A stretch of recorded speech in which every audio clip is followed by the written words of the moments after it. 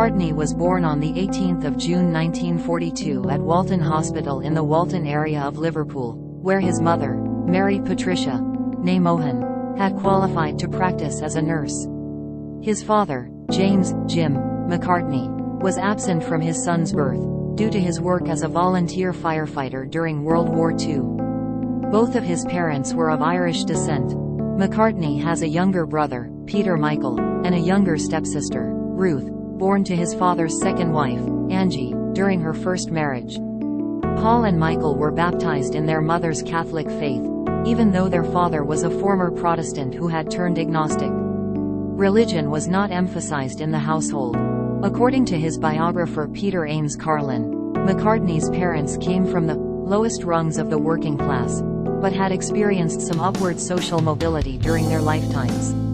Before the war, Jim had worked as a salesman for the cotton merchants A. Hannay & Company, having been promoted from his job as a sample boy in their warehouse. When the war broke out, Hannay's was shuttered, and Jim was employed as a lathe turner at Napier's Defense Engineering Works, volunteering for the fire brigade at night.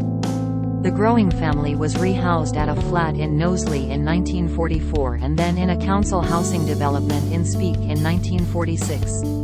After the war, Jim returned to his job at the cotton merchants with a reduced income. Mary's work as a visiting midwife was much more remunerative. McCartney attended Stockton Wood Road Primary School in Speke from 1947 until 1949, when he transferred to Joseph Williams Junior School in Belle Vale because of overcrowding at Stockton.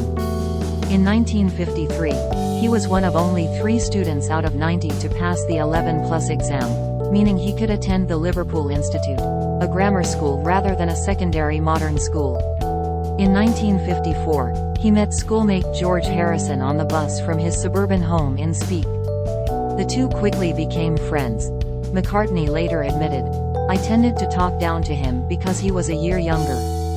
Mary McCartney's midwifery paid well, and her earnings enabled them to move into 24th Lynn Road in Allerton, where they lived until 1964. She rode a bicycle to her patients. McCartney described an early memory of her leaving at about 3 in the morning, the streets thick with snow.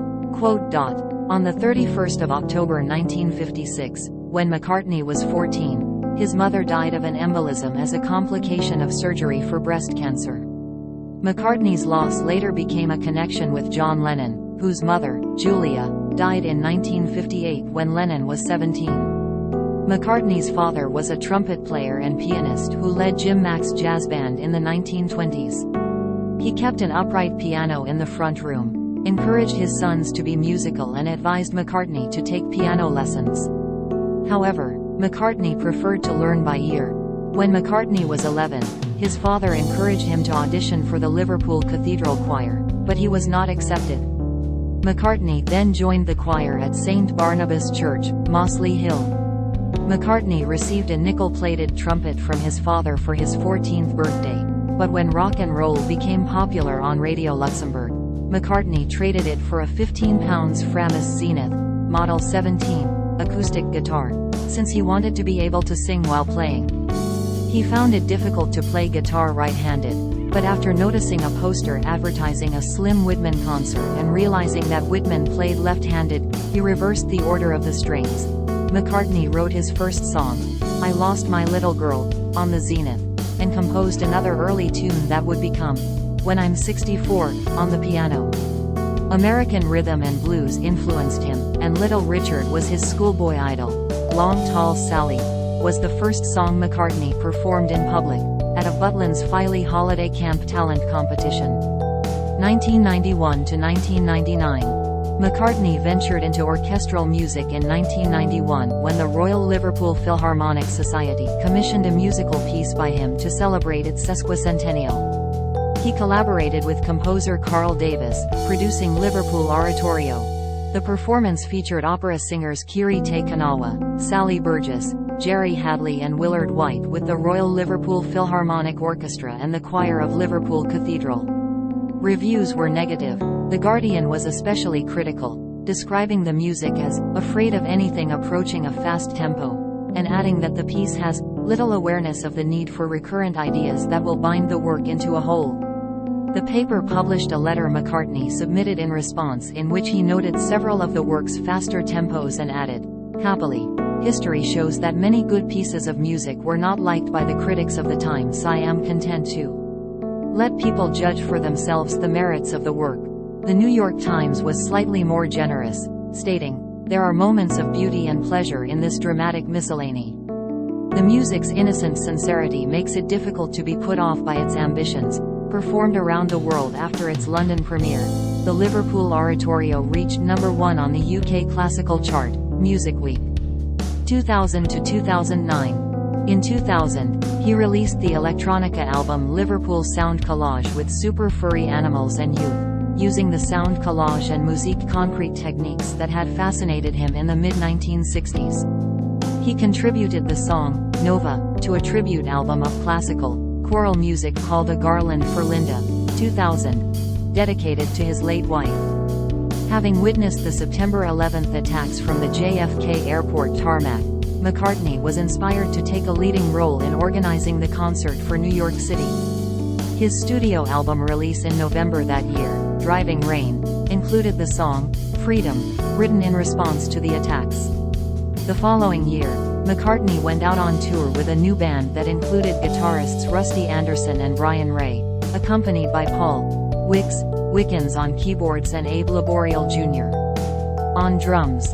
They began the Driving World Tour in April 2002, which included stops in the US, Mexico and Japan. The tour resulted in the double live album Back in the US, released internationally in 2003 as Back in the World. The tour earned a reported $126.2 million, an average of over $2 million per night, and Billboard named it the top tour of the year. The group continues to play together. McCartney has played live with Ray, Anderson, Laboriel, and Wickens longer than he played live with the Beatles or Wings. 2010 present. In 2010, McCartney opened the Consol Energy Center in Pittsburgh, Pennsylvania. It was his first concert in Pittsburgh since 1990 due to the old Civic Arena being deemed unsuitable for McCartney's logistical needs. In July 2011, McCartney performed at 2 sold-out concerts at the new Yankee Stadium. A New York Times review of the first concert reported that McCartney was not saying goodbye but touring stadiums and playing marathon concerts.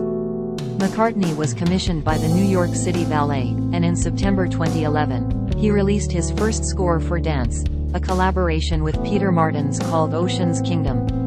Also in 2011, McCartney married Nancy Chevelle. He released Kisses on the Bottom, a collection of standards, in February 2012, the same month that the National Academy of Recording Arts and Sciences honored him as the Music Cares Person of the Year, 2 days prior to his performance at the 54th Annual Grammy Awards. McCartney's 18th solo album, McCartney 3, was released on the 18th of December 2020, via Capitol Records. An album of reinterpretations, remixes, and covers, titled McCartney 3 Imagined, was released on the 16th of April 2021. McCartney's book The Lyrics, 1956 to the Present was released in November 2021. Described as a self-portrait in 154 songs, the book is based on conversations McCartney had with the Irish poet Paul Muldoon. The Lyrics was named Book of the Year by both Barnes & Noble and Waterstones. McCartney's Got Back tour ran from the 28th of April 2022 to the 16th of June 2022 in the United States, his first in the country since 2019. The tour concluded on the 25th of June 2022 when McCartney headlined Glastonbury Festival, a week after his 80th birthday. Performing on the Pyramid stage, he became the oldest solo headliner at the festival. Special guests were Dave Grohl and Bruce Springsteen. In 2022, he received the Primetime Emmy Award for Outstanding Documentary or Nonfiction Series at the 74th Primetime Creative Arts Emmy Awards, as a producer for the documentary The Beatles, Get Back.